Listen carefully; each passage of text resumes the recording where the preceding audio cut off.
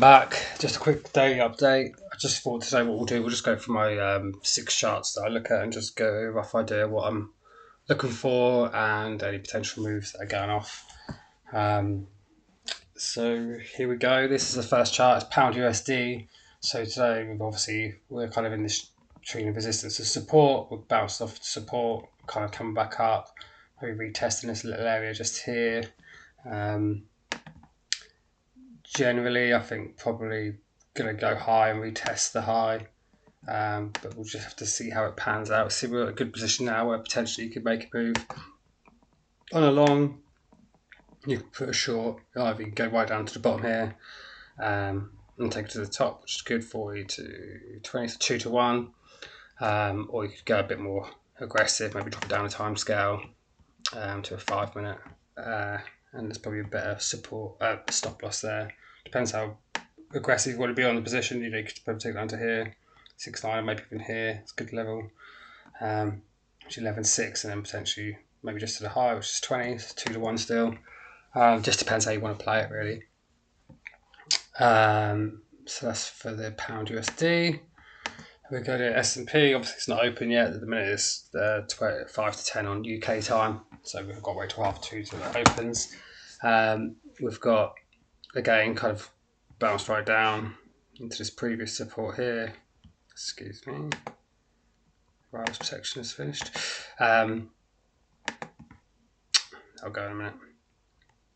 Yeah, so obviously we've got this support here, bounce down, come back up, and we're just kind of rebouncing off this middle support here, a bit more lightweight support. Again, you could kind of take a long back up to retest the highs, or if alternatively it breaks us down to support here. Potentially, I think going higher. Let's go to DAX. So the DAX, obviously, we're literally just had this massive drop off on Friday, and then we'll come back up here, bouncing off levels. Again, I think probably going to go up high, maybe retest this area up here for the other day, depending on current circumstances, but that would be my option. Maybe take it to a level below and aim for the one above, or just below the low of the day and aim for the one above. Depends how aggressive or not aggressive you are. Gold is just literally shooting out again. I've got a little position on here.